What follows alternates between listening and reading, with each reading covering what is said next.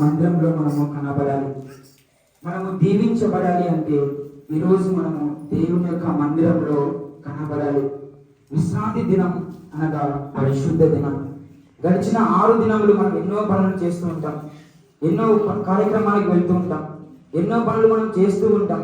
అయితే ఈరోజు మనము మన యొక్క పనులన్నీ విడిచిపెట్టి, మన యొక్క అవసరాలన్నిటిని విడిచిపెట్టి దేవుని యొక్క మందిరంలో మనము కనబడట అలవాటు చేసుకోవాలి. దేవుని మందిరానికి మనము మెలకువగా రావాలి, ఊర్పుకతో రావాలి. మనకు ఎన్నో అనారోగ్యాలు ఉండొచ్చు, ఎన్నో బలహీనతలు ఉండొచ్చు, ఎన్నో అవసరాలు ఉండొచ్చు, ఎన్నో పనులు మనం చేస్తూ ఉండొచ్చు. వాటన్నిటి మనం విడిచిపెట్టి దేవుని యొక్క మందిరానికి మనము రావాలి. దేవుడి యొక్క దినాన్ని పరిశుద్ధపరచాడు. మనం కూడా పరిశుద్ధంగా జీవించాలి. మనం ఎందుకు పరిశుద్ధంగా జీవించాలి అంటే మన యొక్క తండ్రి ఎవరు? పరిశుద్ధుడు. మన యొక్క తండ్రి పరిశుద్ధుడు కనుక మనము కూడా పరిశుద్ధంగా జీవించాలని దేవుడు సెలవిస్తూ ఉన్నాడు. నువ్వు సామాన్య మనుషులాగా ఉండవాలని కాదు, నువ్వు సామాన్య మనుషులు కాదు, నువ్వు దేవుని చేత ప్రత్యేకించబడిన వాడు కనుక మనమందరము ఈరోజు దేవుని స్తుతించేవాడిగా ఉన్నాం. హల్లెలూయా. మనమందరము దేవుని గణపరిచేవాడిగా ఉన్నాం. దేవుడు సెలవిస్తున్నాడు, 6 దినములు నువ్వు ఎన్ని పనులైనా చేసుకో, 6 దినములు ఎక్కడికైనా వెళ్ళు, కానీ విశ్రాంతి దినమున దేవుని యొక్క ఆలయాన్ని మనము విడిచిపెట్టకూడదు. విశ్రాంతి దినమున దేవుని యొక్క ఆలయంలో కనబడడం మనము అలవాటు చేసుకోవాలి. దేవుని యొక్క మందిరానికి మనము సిద్ధపాటుతో రావాలి.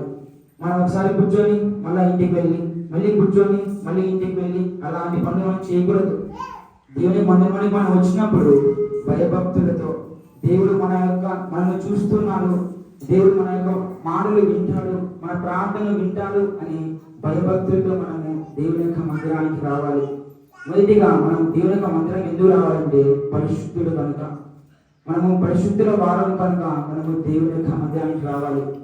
రెండవదిగా మనము ఎందుకు దేవుని మందిరానికి రావాలి అంటే 2వ కొరింథీయులకు రాసిన పత్రిక 11వ అధ్యాయము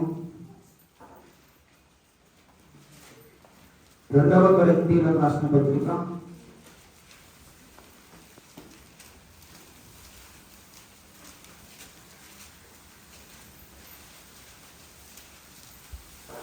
11వ అధ్యాయము 24వ వచనం. యూదుల చేత మొదటి కొరింథీయులకు రాసిన పత్రిక 11వ అధ్యాయము దానిని విరిచి ఇది మీ కొరకై నా శరీరం నన్ను జ్ఞాపకం చేసుకొనుటకై దీనిని చేయుడని చెప్పాను. మనం ఏం చేయాలంట? రెండవదిగా దేవుణ్ణి జ్ఞాపకం చేసుకునే వారిగా మనం ఉండాలి.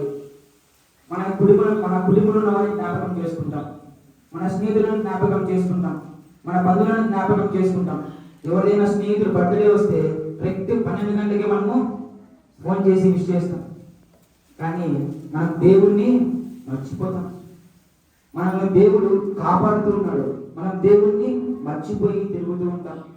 మన పనులు చేస్తున్నప్పుడు కానీ, మన ప్రయాణంలో కానీ, మనం ఎక్కడికైనా వెళ్తున్నప్పుడు కానీ, ఎవరిదైనా మాట్లాడుతున్నప్పుడు కానీ మనం దేవుని జ్ఞాపకం చేసుకుంటున్నామా? ఒకసారి మీ హృదయంలో పరీక్ష చేసుకోవాలి. మనం దేవుని జ్ఞాపకం చేసుకుంటున్నామా, లేక నీ యొక్క సొంత ఆలోచనల చేత, నీ సొంత తలంపుల చేత నువ్వు దేవుణ్ణి విడిచిపెట్టి తిరుగుతున్నావా? దేవుని గ్రంథంలో ఒక గెహజీ అనే ఒక వ్యక్తి ఉన్నాడు. ఆయన ఒక సేవకుడి దగ్గర పనిచేస్తూ ఉన్నాడు. దేవుని అంటే తెలుసు, దేవుని మాట అంటే తెలుసు, దేవుని అంటే భయభక్తులు ఎలా ఉండాలో తెలుసు, దేవునితో ఏ విధంగా నడవాలో తెలుసు. అయినప్పటికీ ఆయన ఏం చేశాడు? ధనం వెంట పరిగెత్తాడు. నీ యొక్క పరుగు ఏ విధంగా ఉంది? ఈ లోకంలో ఉన్న అవసరాల కోసం పరిగెడుతున్నావా, లేక దేవుని కోసం నువ్వు పరిగెడుతున్నావా? దేవుని యొక్క ఆలయాన్ని కోసం నువ్వు పరిగెడుతున్నావా, లేక నీ యొక్క సొంత ఆలోచనల చేత నీ సొంత అవసరాల కోసం నువ్వు పరిగెడుతున్నావా? దేవుని విడిచి తిరిగిన వారికి ఏం కలుగుతుంది? శ్రమ కలుగుతుంది. ఈ యొక్క గెహజీ అనే వ్యక్తి ఆ యొక్క ధనం కోసం, ఆ యొక్క సంపద కోసం పరిగెత్తి ఏం తెచ్చుకున్నాడు?